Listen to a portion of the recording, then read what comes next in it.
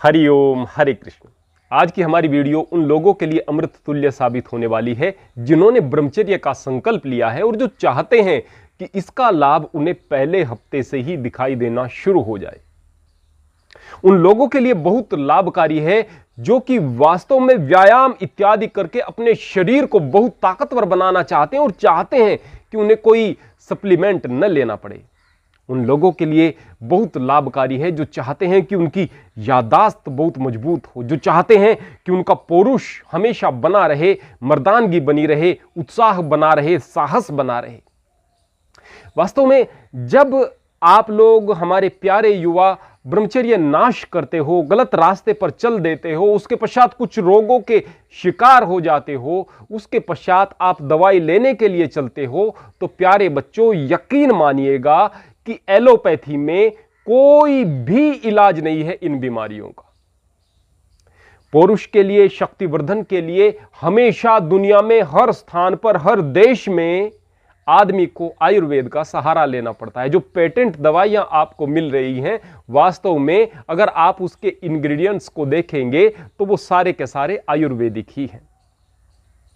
लेकिन यदि आप इन दवाइयों के चक्कर में पड़े रहते हो जो पेटेंट है और आपको लाभ भी मिलता है, आपको ऐसा भी लगता है कि वास्तव में मुझे बड़ा लाभ कर रही है, तो यकीन मानिए कि आपको पता नहीं कि इन दवाइयों को यदि आप घर पर तैयार करेंगे तो कम से कम यह आपको 50 से 60 गुना सस्ती और 100 गुना अधिक प्रभावी प्राप्त होंगी। कोई भी पेटेंट दवाई, कोई बनी बनाई दवाई ऐसी हो ही नहीं सकती है। तो विस्तार से इस विषय में जानने से पहले मैं आपको बता दूं कि आपको कोई भी रोग हो, कोई भी परेशानी हो, कोई भी गुप्त रोग और कोई भी पुरुष संबंधी परेशानी, उसकी दवाइयां केवल यही हैं जो मैं आपको बताने जा रहा हूं।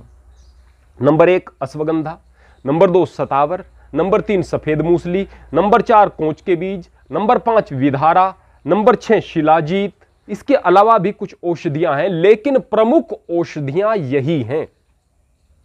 अब इनका प्रयोग आपको कैसे करना है और किस किस प्रकार से किन किन रोगों में आपके लिए यह लाभकारी है, इन चीजों को जानने का मतलब ही आपके गुप्त रोगों का वैद्य बन जाना है। आज की तारीख में एक धंधा बड़ा फल फूल रहा है। लोग बाग बैठते हैं और गुप्त रोग विशेषज्ञ बन जाते हैं।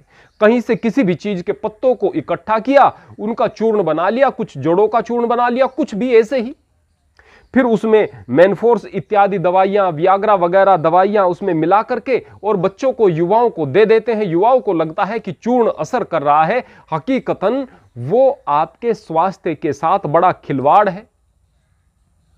और वो लोग जिनको आप वैद्य समझ रहे हैं, वो आपके लिए बड़े गड्ढे खोद रहे हैं। यह एक ऐसा व्यवसाय है जो खूब चलता है, क्योंकि गुप्त रोग से पीड़ित व्यक्ति किसी दूसरे को कुछ बताते नहीं, किसी को कुछ लाभ मिलता है तो उनके पास आ जाते हैं, नए नए मुर्गे उनको फंसते हैं, बहुत सारा पैसा उनका बन जाता है। किसी प्रकार से बाहर बहुत चर्चा नहीं होती तो कोई उनके ऊपर जांच वगैरह भी नहीं बैठती इस तरह के वैद्यों के ऊपर। तो आप अपने स्वास्थ्य के साथ खिलवाड़ बिल्कुल न करें। इन चीजों के प्रयोग को सबसे पहले आप समझें। यदि आप अपने आप को जवान बना करके रखना चाहते हो, ताकतवर बना करके रखना चाहते हो, तो किस प्रकार से इन चीजों का प्रयोग करना है, और यदि आप विभिन्न प्रकार के रोगों में इनका इलाज के रूप में प्रयोग करना चाहते हैं तो किस प्रकार से प्रयोग करना है, इसको मैं पहले थोड़े से आपको शब्दों में बता दूं। हमारे पास बहुत सारे युवा आते हैं अपनी बीमारियों को, समस्याओं को लेकर के। हम अक्सर उन्हें दवाइयां बताते हैं, उनके रोग को देखकर, उनके लक्षण को देखकर, उनकी स्थिति को देखकर, उनके शरीर को देखकर। अब इन्हीं दवाइयों में से जो मैंने आपको बताई है, किसी को कम, किसी को ज्यादा, कुछ मात्रा में चीजें दे दी जाती हैं। अब इनकी मात्रा को घटाना बढ़ाना है, या फिर इनमें से कुछ दवाइयों को हटा लेना है, कुछ को जोड़ लेना है, बस इतना ही करना होता है। जैसे कि अश्वगंधा, शतावर और सफेद मूसली, ये पुरुष और स्त्री, ये दोनों के लिए रामबाण काम करती हैं। लेकिन किन रोगों में? जैसे कि स्त्रियों में समस्या होती है कि उनका वजन बहुत ज्यादा बढ़ता है या फिर बहुत ज्यादा कम होता है। कम वजन है तो उनका वजन बढ़ने लगेगा और ज्यादा वजन है तो थोड़ा कम होना शुरू हो जाएगा। एक स्त्रियों में इनफर्टिलिटी, प्रजनन संबंधी जो समस्याएं होती हैं, अंडोत्सर्जन वगैरह कम होता है, तो वह भी इससे ठीक होना शुरू हो जाता है। स्त्रियों में दूध बनता है, उनके शरीर का विकास होता है, सुडौल शरीर होता है, शेप में शरीर आता है। कई प्रकार की शरीर में व्याधियां इत्यादि हो गई हैं, कुछ अंग विकसित नहीं हो पाए हैं, तो वह सही प्रकार से विकसित होते हैं। यह स्त्रियों में काम करती हैं। यही 3 दवाइयां यदि पुरुष इनको ले रहा है तो उनमें पाचन संबंधी समस्याओं को बिल्कुल ठीक करेंगी। यह दवाइयां शुक्राणुओं को बढ़ा देंगी और उनमें शक्ति का विकास करेंगी। और भी कई प्रकार के लाभ उनको इनसे होंगे। अब इसमें यदि इन्हीं दवाइयों में कोंच के बीज मिला दिए जाएं तो यह नपुंसकता की बहुत बड़ी दवाई बन जाती है, नपुंसकता की एक अचूक औषधि बन जाती है। और यदि इसमें विधारा मिला दी जाए तो विधारा मिलाते ही यह एंटी एजिंग के रूप में जबरदस्त तरीके से काम करने लगता है। जो पहले गुण थे वो तो जो के तो रहेंगे ही। अब अगर हम इनके अलग अलग गुणों के विषय में जानें, अश्वगंधा आपके शरीर में ब्लड के सर्कुलेशन को बहुत तेज करता है, आपके वजन को नियंत्रित करता है, या कम वजन है तो उसको वजन को बढ़ाता है। शतावर स्त्रियों में विशेष रूप से शक्ति देता है, पुरुषों में भी शक्ति देता है, और जो आपके हार्मोन्स हैं इनको बैलेंस करने में काम करता है। सफेद मूसली ताकत की दवाई हुआ करती है। बहुत पुराने समय से आयुर्वेद की सबसे प्राचीन दवाइयों में से एक दवाई है जो कि आपकी ताकत के लिए काम करती है, शारीरिक ताकत, मर्दाना ताकत के लिए काम करती है। कोंच के बीज नपुंसकता की सर्वश्रेष्ठ औषधियों में से है। लेकिन ऐसे नहीं है कि आप इसका सेवन बहुत ज्यादा करने लग जाएं और अनियंत्रित अवस्था में पहुंच जाएं, मस्तिष्क में कामेच्छा इत्यादि बहुत ज्यादा बढ़ने लग जाए। आप अपने मस्तिष्क को नियंत्रण में भी रखें, आप अपनी शक्ति को नियंत्रण में रखें, ब्रह्मचर्य का संकल्प लें, उसके बाद इन चीजों का लाभ होता है। विधारा के बारे में बात करें, मधुमेह के लिए यह लाभकारी होता है, डायबिटीज के लिए, शुगर के लिए लाभकारी है, अर्थराइटिस के लिए बहुत लाभकारी है, विभिन्न स्थानों पर शरीर में दर्द रहते हैं उनके लिए बहुत लाभकारी है, कैंसर में भी आराम करता है, नपुंसकता में बहुत लाभ करता है, शारीरिक कमजोरी को दूर करता है और उम्र बढ़ने से रोकता है। बुढ़ापे की लाठी कहा जाता है विधारा को, अर्थात जो विधारा का निरंतर सेवन करने वाले लोग हैं उन पर उम्र का प्रभाव बहुत कम होता है और वृद्धावस्था में भी वे युवा से भी अधिक कई बार शक्ति रखने वाले होते हैं, हर प्रकार की शक्ति रखने वाले। तो इस प्रकार से विधारा हमारे लिए काम करता है। अब आइए इनके प्रयोग के बारे में हम जान लेते हैं। जैसा कि मैंने पहले बताया कि अलग अलग रोगों में अलग अलग प्रकार से इनका उपयोग किया जाता है, लेकिन यदि एक सामान्य व्यक्ति इसका प्रयोग करना चाहता है, एक ब्रह्मचारी इनका प्रयोग करना चाहता है, या फिर वो व्यक्ति जो व्यायाम इत्यादि करता है इनका प्रयोग करना चाहता है, वह किस प्रकार से करे? अश्वगंधा, शतावर, सफेद मूसली और विधारा, इन सबको मान लिया उसने 50-50 ग्राम की मात्रा में लिया, तो उसमें 10 ग्राम कोंच के बीज मिला दे। कोंच के बीज की मात्रा कम रखनी है, बाकी मात्रा आपको बराबर रखनी है। इनका चूर्ण अच्छी प्रकार से सुखा करके बना ले। सावधानी यह हो कि बहुत पुरानी रखी हुई चीजें ये न हो, 6 महीने के बाद ये चीजें अपना असर खो देती हैं। पता कैसे चलेगा कि पुरानी है? जो भी आपके पास में विश्वसनीय पंसारी की दुकान हो, जिसकी गुणवत्ता पर आपको यकीन हो, उनसे आप इनको प्राप्त करें। यद्यपि जब कोई एक्सपर्ट व्यक्ति हो तो वह इनकी गंध से ही और इनको देख करके ही बता देता है कि यह पुरानी हो गई है या फिर अभी ताजी हैं। तो आप इन चीजों को इस प्रकार से खरीदें, खरीद करके इनको सुखाएं, सुखा करके इनका चूर्ण बनाएं। अब इस चूर्ण को किस प्रकार से लेना है? दिन में केवल एक बार, यदि आप पूरे तरीके से स्वस्थ हैं और शक्ति को चाहते हैं, ब्रह्मचर्य के बाद आप अपने शरीर में बहुत लाभ देखना चाहते हैं, तो दिन में एक बार आप आधा चम्मच पानी के साथ में इसको ले लीजिएगा। दूध के साथ भी ले सकते हैं आप, जैसे कि अश्वगंधा, शतावर और सफेद मूसली लेना है तो दूध के साथ ही लेना होता है। लेकिन यदि इस पूरे चूर्ण को ले रहे हैं तो आप दूध के साथ भी ले सकते हैं, लेकिन पानी के साथ भी लें तो आपको ऐसा नहीं कि उससे कम लाभ मिलेगा। दिन में एक बार लेना है। और यदि आपको बहुत सारे इस प्रकार के रोग हैं, जिस प्रकार धातु रोग है, जिस प्रकार स्वप्न दोष इत्यादि है, उसमें भी लाभ आपको चाहिए, तो फिर आप दिन में 2 बार ले लीजिएगा और आधा आधा चम्मच करके इसको ले लीजिएगा।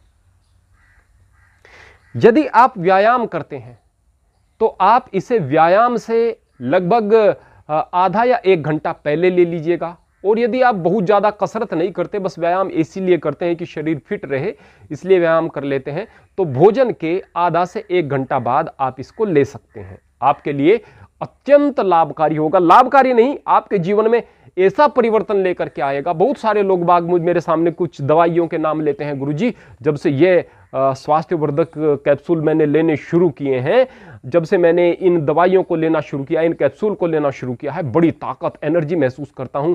मैं कहता हूं प्यारे बच्चों, उस कैप्सूल के अंदर बहुत थोड़ी मात्रा में वह दवाई मौजूद है। और यदि आप इसको इस प्रकार से ले रहे हैं जैसे कि बताया जा रहा है, तो वो जो आप 10 रुपए का एक कैप्सूल, 20 रुपए का कैप्सूल खरीद रहे हैं, उसकी अपेक्षा वह आधा चम्मच जो दवाई है वह 2 या 3 रुपए की पड़ेगी और उससे 100 गुना ताकतवर होगी। तो आप इस दवाई का इस प्रकार से सेवन कर सकते हैं। अत्यंत लाभकारी आप लोगों के लिए यह रहेगी। अब रहा सवाल कि क्या इस चूर्ण के साथ किसी दूसरी चीज का प्रयोग करना चाहिए? बिल्कुल करना है। वह दवाई है शिलाजीत। यदि आप इस चूर्ण का प्रयोग कर रहे हैं तो आप शिलाजीत का प्रयोग अवश्य करें, आपके लिए बहुत बेहतर रहेगा। शिलाजीत का प्रयोग कैसे करना है? केवल शिलाजीत ऐसी दवाई है जिसको आप पानी के साथ नहीं ले सकते हैं, कम असर करेगी, कम लाभ देगी। दूध के साथ में लें। दूध के साथ में किस प्रकार से लेना है? दूध आपका 1 गिलास से अधिक दूध ना हो, आधा गिलास हो तो चलेगा। 1 चम्मच को उल्टा करके यदि आप शिलाजीत में डुबो देंगे, आपको लिक्विड फॉर्म में मिलेगी, पतंजलि से ले सकते हैं आप, गुरुकुल कांगड़ी की अच्छी आती है, ले सकते हैं, लेकिन पतंजलि से लें, बड़ी अच्छी शिलाजीत उनकी है। तो आप उसको चम्मच को उल्टा करके उसमें डुबोएं लगभग 1 सेंटीमीटर तक, जितना उसमें स्वाभाविक रूप से लग जाएगा उतने को आप दूध में घोल लीजिएगा। और उस दूध को दिन में एक समय आप बना लीजिएगा, सोने से पहले, दिन छिपने से पहले, सूरज छिपने से पहले कोई भी एक समय निर्धारित कर लीजिएगा, उस समय उस दूध को आप पी लीजिएगा, बशर्ते खाना खाए हुए 1 घंटा हो चुका हो या अभी 1 घंटा बाद आपको खाना खाना हो। तो ऐसी अवस्था में आप उसको ले लीजिएगा। अब ये जो दवाइयां हैं, जो चूर्ण है आपका, ये तीव्रता के साथ में इसके साथ मिलकर आपको लाभ देगा। अब हम बात करते हैं बंग भस्म और स्वर्ण भस्म की। यह बहुत ताकत देने वाली और आपको चिरयुवा रखने वाली दवाइयां हैं, लेकिन ये अत्यंत महंगी हैं और इसलिए इतनी महंगी दवाइयों की राय मैं आपको नहीं दे सकता हूं। यदि आप इन दवाइयों को ले रही हैं जो कि मैंने अभी आपको पहले बताई हैं, तो वास्तव में आपको इन बाकी 2 दवाइयों को लेने की आवश्यकता नहीं है। अब रहा सवाल गोंद कतीरा और बबूल का गोंद। यह एक अलग प्रकार की दवाई हो गई है, इसके लिए हम एक अलग से वीडियो लेकर के आएंगे, क्योंकि जितना विस्तार से वहां पर चीजों को बताना पड़ेगा उससे वीडियो बहुत लंबी हो जाएगी। इसलिए मैं उन प्रत्येक युवाओं से एक आग्रह करना चाहता हूं कि यदि आप ब्रह्मचर्य का लाभ लेना चाहते हैं तो इन दवाइयों को इस क्रम में इस प्रकार से आप अवश्य लें जिस प्रकार से बताई गई है। और यदि आप सामान्य व्यक्ति हैं, आपको कोई रोग नहीं है, आप पहले से ही ब्रह्मचारी हैं, आप चाहते हैं कि बस मैं अपने शरीर को स्वस्थ बना करके रखूं, तो आप इस दवाई को जरूर लीजिएगा, क्योंकि इससे आपकी शक्ति में, आपके जोश में, आपके उत्साह में और आपकी याददाश्त में आपको अभूतपूर्व लाभ होंगे। अब रहा सवाल इसके साइड इफेक्ट का। इसका कोई भी साइड इफेक्ट नहीं है, इन दवाइयों का कोई भी साइड इफेक्ट नहीं है। हाँ, जिनको बहुत ज्यादा गर्मी है, उनको कोंच के बीज और सफेद मूसली थोड़ा गर्मी पैदा कर सकते हैं, वो भी थोड़े दिन तक। कोंच के बीज को वो अवॉइड कर सकते हैं। जिनके शरीर पर पित्त फूल जाते हैं, दाने निकल आते हैं, केवल वो लोग कोंच के बीज को अवॉइड कर सकते हैं। सफेद मूसली की धीरे धीरे आदत डालें तो शरीर को पड़ जाएगी। इसके अलावा शरीर में इनका कोई भी साइड इफेक्ट नहीं है। कब तक लें? जब तक आप जीवित हैं, परमात्मा आपको शतायु करे, जब तक आप जीवित हैं तब तक आप इस चूर्ण को निरंतर लें और बस फिर उसके पश्चात आप चमत्कार देखें। अब किन किन चीजों का और ध्यान रखना है इनके साथ में? आपको 8 घंटे की नींद लेनी है। 6 घंटे से कम तो नहीं चलेगी भाई, 8 घंटे की नींद लेनी है। शाम को 9 बजे से पहले सो जाना है, सुबह 4 बजे उठ जाना है। गर्म चीजें, मसाला, मिर्च इत्यादि नहीं खानी है। बासी भोजन नहीं खाना है, गुड़ इत्यादि नहीं खाना है। कोई भी चीज इस प्रकार से नहीं खानी है जिस पर बहुत सारे बैक्टीरिया लग गए हों। किस प्रकार से पता चलेगा? जैसे रोड साइड आप कोई चीज खा रहे हैं तो सड़क की धूल उस पर बैठती है, आप मत खाओ भाई। बाहर से कोई मिठाई लेकर के आपके पास में आया है, आपको उसकी गुणवत्ता का नहीं पता है और इस बात का नहीं पता है कि ऐसे स्थान से आई है कि जहां बहुत ज्यादा सफाई का ख्याल रखा गया है या फिर ऐसे ही आ गई है, उस चीज को न खाएं। कोशिश करें कि मिठाई यदि खानी है तो घर पर बनी हुई हो। बाहर का खाना कम से कम खाएं, फास्ट फूड, जंक फूड इत्यादि बिल्कुल न खाएं। और बस इन चीजों का उपयोग करते हुए आप देखें आपके जीवन में खुशहाली होगी, ताकत होगी, स्वास्थ्य होगा, आनंद होगा। हरिओम, हरे कृष्ण।